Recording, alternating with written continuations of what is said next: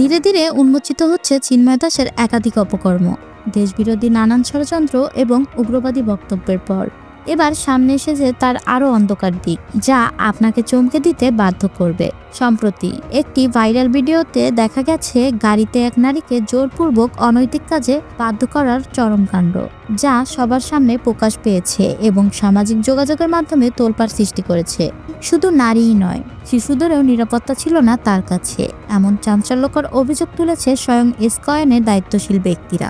এছাড়া তিনি দীর্ঘদিন ধরে ধর্মীয় নেতা হিসেবে পরিচিত ছিলেন। তার বিরুদ্ধে উঠেছে আরও ভয়ঙ্কর অভিযোগ, যেমন নানা অপরাধে জড়িত থাকার পাশাপাশি ইসকনের শৃঙ্খলা ভঙ্গ এবং তার ব্যক্তিগত জীবনেও রয়েছে একাধিক বিতর্ক কার্যকলাপ। তার এই অপকর্ম সামনে আসার পর সমাজে উত্তেজনা বাড়তে শুরু করেছে। কী অপরাধে তাকে গ্রেফতার করা হয়েছে এবং কিভাবে এই ভয়ঙ্কর মানুষটি এতদিন প্রতারণা চালিয়ে গিয়েছিল, তার আসল উদ্দেশ্য কী ছিল এবং তার পিছনে কি গভীর ষড়যন্ত্র লুকিয়েছিল, এই সব প্রশ্নের উত্তর জানার জন্য আমাদের পাশে থাকুন। বাংলাদেশের রাজনৈতিক ও ধর্মীয় অঙ্গনের আলোড়ন সৃষ্টি করেছে ইসকনের এক শীর্ষ সংগঠক, যার নাম চিন্ময় কৃষ্ণ দাস। সোমবার শাহজালাল আন্তর্জাতিক বিমানবন্দর থেকে ঢাকা মহানগর গোয়েন্দা পুলিশ তাকে গ্রেফতার করার পর এই ঘটনাটি দেশব্যাপী ব্যাপক উত্তেজনা সৃষ্টি করেছে। প্রাথমিকভাবে এই গ্রেফতারের পর ইসকনের বাংলাদেশের এই শীর্ষ নেতারা নীরব থাকলেও বিভিন্ন সনাতন ধর্মীয় সংগঠনগুলি এই গ্রেফতারের তীব্র প্রতিবাদ জানিয়েছে। তবে চিন্ময় কৃষ্ণ দাসের বিরুদ্ধে গুরুতর অভিযোগ রয়েছে, যার মধ্যে নারী ও শিশুদের প্রতি যৌন হেনস্থার অভিযোগও অন্তর্ভুক্ত। এমনকি ইসকনও তাকে নিজস্ব সংগঠন থেকে বহিষ্কার করেছে। সেক্ষেত্রে তার বিরুদ্ধে অভিযোগের পরিপ্রেক্ষিতে পরিস্থিতি আরও জটিল হয়ে উঠেছে। তবে তার মুক্তির দাবিতে চট্টগ্রামে ইসকনের অনুসারীরা ক্ষোভে ফেটে পড়ে এবং রাস্তায় নেমে তাণ্ডব চালায়। চট্টগ্রামের নিউ মার্কেট এলাকায়, যেখানে গেরুয়া রঙের ইসকনের পতাকা উড়ানো হয়, সেখানে ব্যাপক ক্ষোভ সৃষ্টি হয় সাধারণ জনগণের মধ্যে। স্থানীয় জনগণের প্রতিবাদ এবং উত্তেজনা পরিস্থিতিকে আরও তীব্র করে তোলে। বিশেষত বাংলাদেশের জাতীয় পতাকার উপর ইসকনের পতাকা স্থাপন করার ঘটনা জনগণের মধ্যে প্রতিবাদী আন্দোলন ছড়িয়ে পড়ে। এমন পরিস্থিতিতে চট্টগ্রামের লালদিঘি মাঠে সনাতন জাগবান মঞ্চ একটি সমাবেশের আয়োজন করে, যেখানে আশেপাশের জেলা থেকে হাজার হাজার মানুষ যোগ দেয়। সমাবেশের পর 31 অক্টোবর বিএনপি নেতা ফিরোজ খান চট্টগ্রামের কোয়াতালী থানায় মামলা দায়ের করেন, যার মধ্যে চিন্ময় কৃষ্ণ দাস সহ 19 জনকে আসামি করা হয়। এই মামলার পর রাজেশ চৌধুরী ও হৃদয় দাস নামে 2 জন আসামিকে গ্রেফতার করে এবং পরবর্তীতে চট্টগ্রামের আদালতে হাজির করার পর বিচারক কাজী শরীফুল ইসলাম চিন্ময় কৃষ্ণ দাস ব্রহ্মচারীকে কারাগারে পাঠানোর নির্দেশ দেন। তার বিরুদ্ধে জাতীয় পতাকা অবমাননা, দেশবিরোধী ষড়যন্ত্র এবং অন্যান্য গুরুতর অভিযোগ আনা হয়েছে। এ ঘটনায় পুরো চট্টগ্রাম সহ দেশব্যাপী আলোড়ন সৃষ্টি হয়েছে। ইসকন সম্প্রদায়ের এক অংশের তীব্র প্রতিবাদ এবং আইন শৃঙ্খলা বাহিনীর কঠোর পদক্ষেপ সব মিলিয়ে রাজনৈতিক ধর্মীয় পরিস্থিতি এখন উত্তপ্ত এবং এক অজানা দ্বন্দ্বের দিকে এগিয়ে যাচ্ছে। এই ধরনের বিষাক্ত বক্তব্য এবং অন্যান্য অশ্লীল মন্তব্য ইসকনের কিছু নেতাদের বিরুদ্ধে নানা অভিযোগের জন্ম দিয়েছে। তবে এ শুধু প্রভুপাদ বা চিন্ময় কৃষ্ণ দাসের একক সমস্যা নয়। অতীতে ইসকনের নেতাদের বিরুদ্ধে এমন অনেক অভিযোগ উঠেছে, যার মধ্যে ধর্ষণ, যৌন শোষণ এবং খুনের মতো ঘটনা রয়েছে।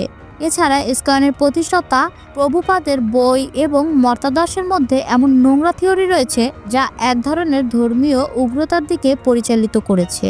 এছাড়া ইসকনের সঙ্গে জড়িত অন্য একটি বিতর্কিত দিক হল ভূমিদস্যুতা। সিলেটে ইসকন সম্প্রদায়ের বেশ কিছু সদস্যের বিরুদ্ধে জমি দখলের অভিযোগ উঠেছে, যা স্থানীয় জনগণের মধ্যে চরম ক্ষোভ সৃষ্টি করেছে। সম্প্রতি ইসকন কর্তৃক জমি দখল ও ধর্মীয় সহিংসা ছড়ানোর অভিযোগের ফলে সরকার ও সাধারণ জনগণের মধ্যে ব্যাপক উদ্বেগ সৃষ্টি হয়েছে। এমনকি 2016 সালে স্পেনের বিরুদ্ধে ফেসবুকে একটি পোস্ট দেওয়ার জন্য একজন নিরাপদ ইমামকে খুন করা হয়। এই সব ঘটনায় দেশের আইন শৃঙ্খলা বাহিনী সতর্ক অবস্থানে রয়েছে, কারণ ইসকনের অনেক কর্মকাণ্ড এবং তাদের শীর্ষ নেতাদের বিতর্কীয় ইতিহাস বাংলাদেশের নিরাপত্তা এবং সামাজিক স্থিতিশীলতার জন্য হুমকি হতে পারে। অন্যদিকে ইসকনের শীর্ষ নেতাদের বিরুদ্ধে আরও অভিযোগ রয়েছে যে তাদের নিজেদের সুবিধা অর্জনের জন্য মুসলিম নারীকে হুমকি দিতে পারে এবং মুসলিম সম্প্রদায়ের মধ্যে উত্তেজনা ছড়াতে পারে। অনেকেই আশঙ্কা করেছে যে ভবিষ্যতে ইসকন যদি তাদের কার্যক্রম অব্যাহত রাখে, তাহলে আরও বড় ধরনের সংঘর্ষের সৃষ্টি হতে পারে। বিশেষভাবে সমাজের কিছু অংশের বক্তব্য অনুসারে চিন্ময় কৃষ্ণদাস ব্রহ্মচারীকে দোষী ঘোষণা করলেও তাকে মুসলিমদের হাতে তুলে দেওয়ার বিরোধিতা করেছে। তাদের মতে এমনটা হলে হিন্দু সমাজের সম্মান নষ্ট হবে এবং কিছু হিন্দুবাদী আন্দোলনকে দুর্বল করবে। এভাবে তারা এক ধরনের হিন্দু ঐক্য এবং একত্বতার সংকেত হিসেবে চিন্ময়ের মুক্তি দাবি করেছে। এই পরিস্থিতি প্রমাণ করে বাংলাদেশে হিন্দু সমাজে এক নতুন হিন্দু ইউনিটি উদয় হচ্ছে। অনেকেই মনে করে যে ইসকনের শীর্ষ নেতা চিন্ময় কৃষ্ণদাস যদিও মামলার মধ্যে রয়েছে, তাকে সঙ্গত কারণে মুক্তি দেওয়া হলে হিন্দু সমাজে আরো রাজনৈতিক শক্তি জোরালো হবে। এমনকি কেউ কেউ একে হিন্দুত্ববাদে শক্তিশালী করার পথ হিসেবে দেখছে। অন্যদিকে সামাজিক যোগাযোগ মাধ্যম এবং অন্যান্য মাধ্যমেও চলছে তীব্র বিতর্ক। ইসকন মন্দিরের বিরুদ্ধে জমি দখলের অভিযোগ এবং সংঘাতের ঘটনায় সনাতন সম্প্রদায়ের মধ্যে বিভক্তি দেখা যাচ্ছে। এমনকি অনেকের মধ্যে এক ধরনের হুমকি এবং উত্তেজনা তৈরি হয়েছে, যেখানে মুসলিমদের বিরুদ্ধে আক্রমণ এবং হিন্দুদের ঐক্যবদ্ধতা নিয়ে নানা ধরনের আশঙ্কা প্রকাশ হয়েছে।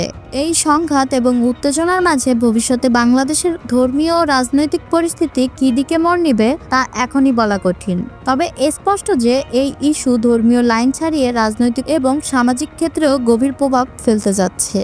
এই ঘটনাগুলো শুধু ধর্মীয় ও সাংগঠনিক সংঘর্ষের ক্ষেত্রেই সীমাবদ্ধ নয়, বরং বাংলাদেশের সামাজিক ও রাজনৈতিক প্রেক্ষাপটের মধ্যেও গভীর প্রভাব ফেলেছে।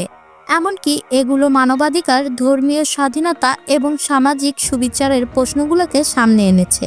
সুতরাং আগামীর জন্য গুরুত্বপূর্ণ হবে কিভাবে সুস্থ আলোচনার মাধ্যমে এই ধরনের বিতর্ক মীমাংসা করা যায়, যাতে দেশের শান্তিপূর্ণ বাসস্থান বজায় থাকে। এ ঘটনায় পুরো চট্টগ্রাম সহ দেশব্যাপী আলোড়ন সৃষ্টি হয়েছে। ইসকন সম্প্রদায়ের এক অংশের তীব্র প্রতিবাদ এবং আইন শৃঙ্খলা বাহিনীর কঠোর পদক্ষেপ সব মিলিয়ে রাজনৈতিক ধর্মীয় পরিস্থিতি এখন উত্তপ্ত এবং এক অজানা দ্বন্দ্বের দিকে এগিয়ে যাচ্ছে। এই ধরনের বিষাক্ত বক্তব্য এবং অন্যান্য অশ্লীল মন্তব্য ইসকনের কিছু নেতাদের বিরুদ্ধে নানা অভিযোগের জন্ম দিয়েছে। তবে এ শুধু প্রভুপাদ বা চিন্ময় কৃষ্ণদাসের একক সমস্যা নয়। অতীতে ইসকনের নেতাদের বিরুদ্ধে এমন অনেক অভিযোগ উঠেছে, যার মধ্যে ধর্ষণ, যৌন শোষণ এবং খুনের মতো ঘটনা রয়েছে। এছাড়া ইসকনের প্রতিষ্ঠাতা প্রভুপাদের বই এবং মতাদর্শের মধ্যে এমন নোংরা থিওরি রয়েছে যা এক ধরনের ধর্মীয় উগ্রতার দিকে পরিচালিত করেছে। এছাড়া ইসকনের সঙ্গে জড়িত অন্য একটি বিতর্কিত দিক হলো ভূমিদস্যুতা। সিলেটে ইসকন সম্প্রদায়ের বেশ কিছু সদস্যের বিরুদ্ধে জমি দখলের অভিযোগ উঠেছে,